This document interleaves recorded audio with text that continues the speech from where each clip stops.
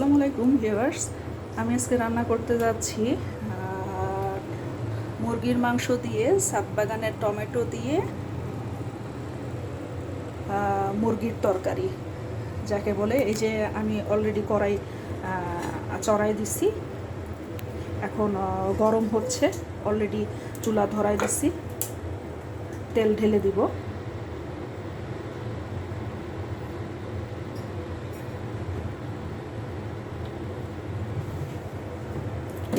তেলটা গরম হোক সুন্দর করে। আজকে আসলে দিনাজপুরে প্রচণ্ড গরম পড়ছে, প্রায় 41 ডিগ্রি তাপমাত্রা ছুঁই ছুঁই করতেছে। প্রচণ্ড গরম, সকাল থেকে বারবার ঘেমে ভিজে একদম অস্থির হয়ে যাচ্ছি। আমার মেয়েদের বাবা সকালবেলাতেই বাজারে গিয়েছে, বাজারে গিয়ে মুরগি কিনে জবাই করে নিয়ে আসছে, শুধু সেগুলো কুটে বেছে ধুয়ে পরিষ্কার করতে ঘেমে নিয়ে একদম অস্থির হয়ে গেছি। এখানে 1.5 কেজির মতো মুরগি আছে, যেটা আসলে দেশি মুরগি না, এটাকে বলে পাকিস্তানি মুরগি। এই পাকিস্তানি মুরগি দিয়ে আজকে ছাদ বাগানের কিছু টমেটো দিয়ে আমি এই মুরগির তরকারিটা রান্না করব। পাশে ভাত বলকাচ্ছে, ভাত চড়াই দিছি। সকাল থেকে আসলে অনেক কাজ করছি। আজকে শুক্রবার দিন, জুমা মোবারক,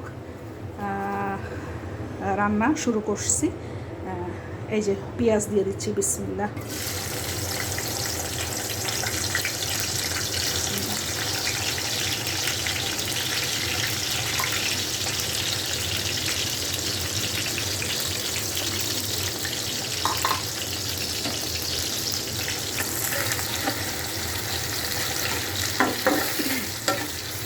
পেঁয়াজটা সুন্দর করে একটু ব্রাউন কালার করে ভেজে নিব।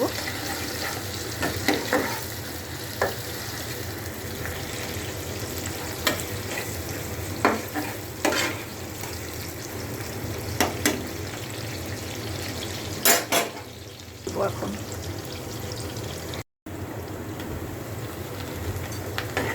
এই যে পেঁয়াজগুলো ভাজা হচ্ছে, এখন আমি পেঁয়াজের ফোড়নে আসলে এই 2টি তেজপাতা দিয়ে দিচ্ছি, কিছু কয়েক টুকরো দারচিনি,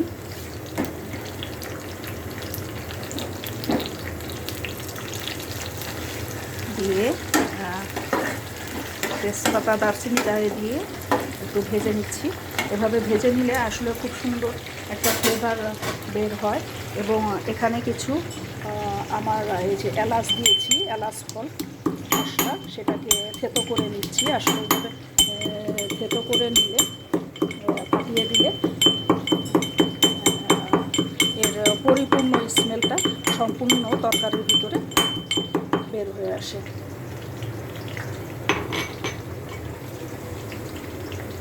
এই যে 4টা এলাচ সুন্দর করে মুছে দিয়ে দিচ্ছি।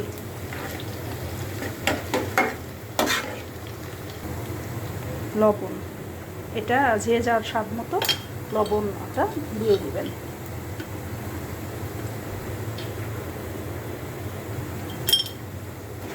লবণ দিয়ে দিলাম। এরপর পেঁয়াজগুলো মোটামুটি দেখেন ব্রাউন কালার হয়ে আসতেছে। এই ব্রাউন কালার হয়ে আসার মুহূর্তে আমি দিয়ে দিচ্ছি একটু পানি, মশলা কষানোর জন্য। এরপর এর ভেতরে সব বাটা মশলাগুলো দিয়ে পেঁয়াজটা, মশলাটা আগে কষিয়ে নিই। 1 চামচ হলুদ গুঁড়ো, তারপর আমি এই যে আদা বাটাটা দিয়ে দিচ্ছি 2 চামচের মতো, 2 চা চামচ, 2 চা চামচ আদা বাটা। তারপর দিয়ে দিচ্ছি রসুন বাটা,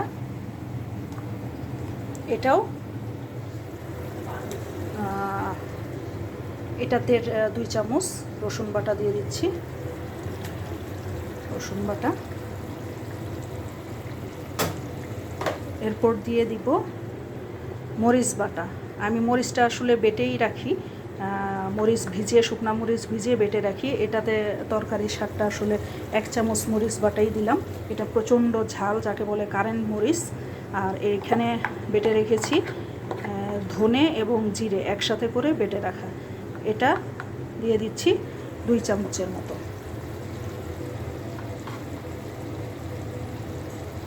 এই 2 চামচ, আরেকটু দিয়ে দিলাম জিরে বাটা এবং ধনে গুঁড়ো বাটা। হিসাবে মশলাটা সুন্দর করে কষিয়ে নিচ্ছি।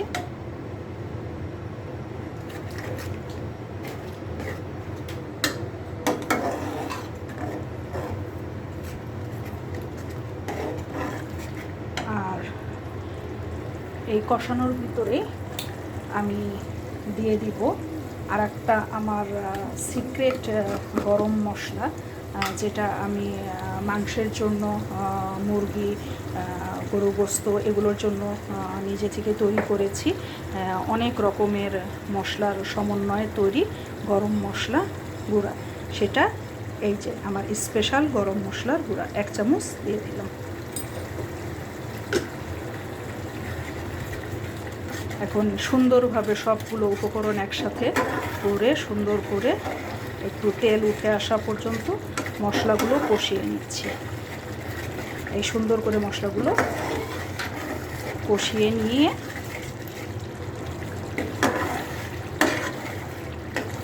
এই সুন্দর একটা স্মেল বের হয়ে আসতেছে। এখন এই পর্যায়ে আমি মুরগির মাংসগুলো, কেটে ধুয়ে রাখা মুরগির মাংসগুলো সুন্দর করে দিয়ে দিব, পানি ঝরিয়ে দিয়ে দিব।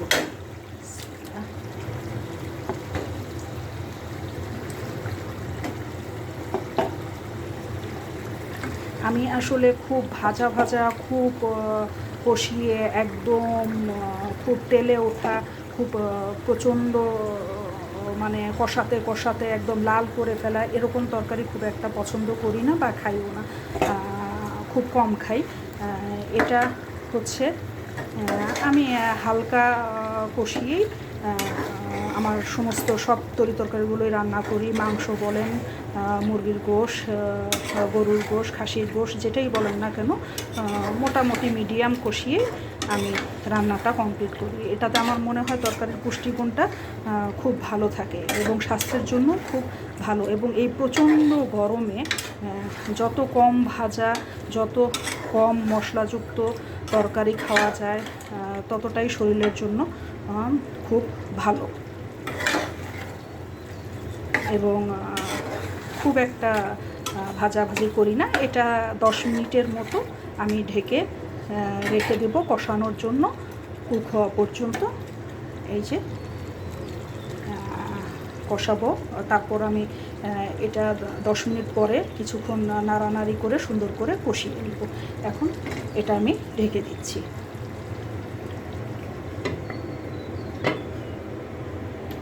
ফিরে আসছি 10 মিনিট পরে। এই তো ফিরে আসছি ভিউয়ার্স, প্রায় 10 মিনিট পরে। দেখি আমার তরকারির কী অবস্থা। অনেক পানি উঠে গেছে অলরেডি, মুরগিটা ও নিচের দিকে একটু লেগেও গেছে। এখন সুন্দর করে শুধু এটা নাড়তে হবে, কষাতে হবে আর কি, যাকে বলে আমরা দিনাজপুরের ভাষায় যেটাকে বলে ভালো করে কষাইয়া তারপর সুন্দর করে একটু তেল উঠলে এর ভেতরে যদি কেউ আলু দিয়ে খেতে চায় আলু দিব, আলু সহ কষাবো। আমি যেমন আজকে টমেটো দিয়ে করতেছি, টমেটো দিয়ে, কারণ অলরেডি ডাল দিয়ে লাউ রান্না করছি, ছাদ বাগানের শাক ভাজি ডিম দিয়ে করছি। তারপর আর এই মুরগির লাস্ট তরকারিটা হচ্ছে আজকের মেনু, দুপুরের লাঞ্চের জন্য এই মুরগির তরকারিটা। এই যে মুরগিগুলো কষাচ্ছি, এটা কষাতে আরও 5-7 মিনিট সময় লাগবে। তো আমি নাড়তেই থাকতেছি সুন্দর করে, যেন একটু ঝোলটা শুকিয়ে আসে এই পর্যায়ের মতো কষাবো। একদম ভাজা ভাজা কষানো যাকে বলে সেরকমভাবে কষাবো না। এই ঝোলটা মোটামুটি শুকানোর পর্যায়ে আসলেই তার ভিতরে টমেটোগুলো দিয়ে দিব এবং দিয়ে আর একটু নেড়ে চেড়ে কষিয়ে তারপরে পরিমাণ মতো পানি দিয়ে দেব। তো কষাচ্ছি ভিউয়ার্স, যেহেতু এখনও প্রায় 7-8 মিনিট টাইম লাগবে, তো কষাতে কষাতে একটু পরেই আবার ফিরে আসছি যখন আমি এর ভিতরে টমেটোগুলো দিব। এই যে ভিউয়ার্স, মুরগির মাংসটা কষাচ্ছি, যাকে বলে যে একটু তেল তেল উঠে আসছে, অলরেডি ঝোলটা একদম শুকিয়ে গেছে। এখন এই পর্যায়ে আমি 2-3টি কাঁচা মরিচ ফালি আর আমার ছাদ বাগানের এই কিছু কাঁচা পাকা টমেটোগুলো এই মুরগির মাংসের ভিতরে দিয়ে দেবো। এটা আসলে গরমের দিনের জন্য এই একটু টমেটো দিয়ে একটু সবজি মিক্সড করে মুরগির মাংস তরকারিটা রান্না করে খেলে স্বাস্থ্যের জন্য খুব ভালো, শরীরটা ঠান্ডা থাকে। করে দেখেন আজকে বা এই ফাঁকে দেখাচ্ছি আপনাদেরকে আজকে বাহিরে দিনাজপুরের ডিস্ট্রিক্টের রৌদ্রের তাপের কি অবস্থা দেখেন। প্রচণ্ড রোদ বাহিরে, প্রচণ্ড রোদ। এই গরমে অলরেডি আমি ঘেমে ভিজে অস্থির হয়ে যাচ্ছি। এই মুরগির মাংসটা কষাতে কষাতে প্রচণ্ড ঘামও হচ্ছে আমার, গরমে অস্থির। তাড়াতাড়ি রান্নাবাটি সেরে, রান্নাঘরটা অপরিষ্কার হয়ে আছে। এই দেখেন রান্না করতেছি, পর তেল মশলা ছিটে রান্নাঘরের অবস্থা কি হয়েছে। সকাল থেকে শুধু ওরা কুকিংই চলতেছে। অলরেডি ভাত হয়ে গেছে আমার। এই দেখেন সব কিছু জমে আছে। এদিকে দুধ বের করে রাখছি, সেগুলো জাল দেবো। মেয়েরা আইসক্রিম খাওয়ার জন্য প্রচণ্ড গরম বায়না ধরছে, চকলেট আইসক্রিম, ভ্যানিলা আইসক্রিম। এই 2 কেজি দুধ দিয়ে এগুলো বিকালে বেলা তৈরি করব ভাবছি। এই যে অবস্থা খুব খারাপ, রান্নাঘর সুন্দর করে ধুয়ে মুছে পরিষ্কার করতে হবে। এগুলো করে তারপরে আমি একবারে গোসলে চলে যাব। গোসল দিয়ে ইনশাল্লাহ জোহরের নামাজ আদায় করব, করে ফ্যামিলি নিয়ে লাঞ্চ সারব সবাই একসাথে। এর ভেতরে এই যে আমার কষানো প্রায় হয়ে গেছে, এর বেশি আর কষানোর প্রয়োজনীয়তা আমি মনে করতেছি না।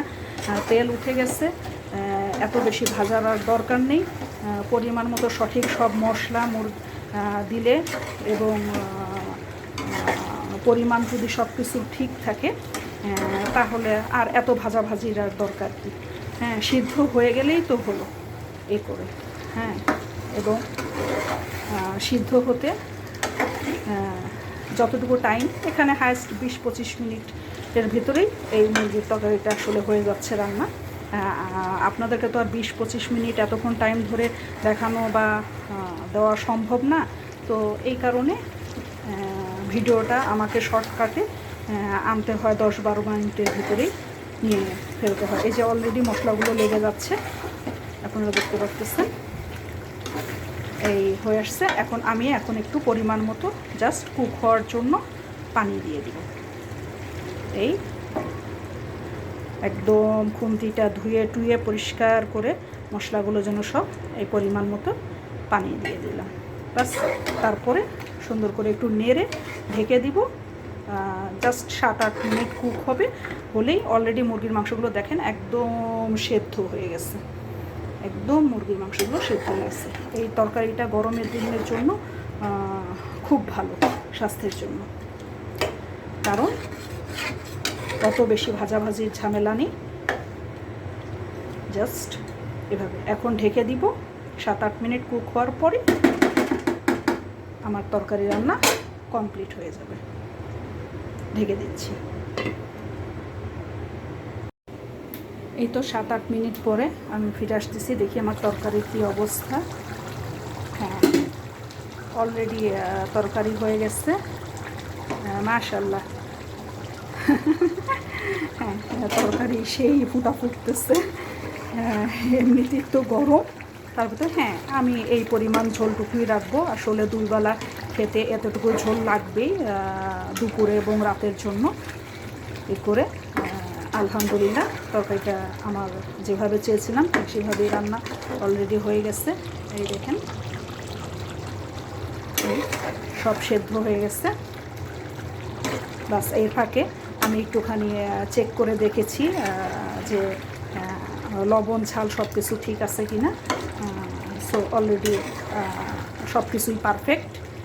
সো এই হলো আমার টমেটো দিয়ে পাকিস্তানি মুরগির ঝোল তরকারি, গরমের দিনে ঠান্ডা ঠান্ডা ঝোল তরকারি। ব্যাস, এই তো কমপ্লিট। আমার রান্না যদি আপনাদের কাছে ভালো লেগে থাকে তাহলে এবং স্বাস্থ্যসম্মত মনে হয়, প্রিয় ভিউয়ার্স, আমাকে অবশ্যই লাইক, কমেন্ট এবং সাবস্ক্রাইব করবেন এবং আমার চ্যানেলটি প্লিজ শেয়ার করে দেবেন। প্লিজ প্লিজ প্লিজ শেয়ার করে দেবেন। এই যে এই মুহূর্তে আমি চুলা অফ করে দিচ্ছি, রান্না ইজ কমপ্লিট। সবাই ভিউয়ার্স ভালো থাকবেন, সুস্থ থাকবেন। আলহামদুলিল্লাহ, আল্লাহ হাফেজ। সবাই আমার জন্য দোয়া করবেন, আমি সকলের জন্য দোয়া করব। আল্লাহ হাফেজ, বাই বাই।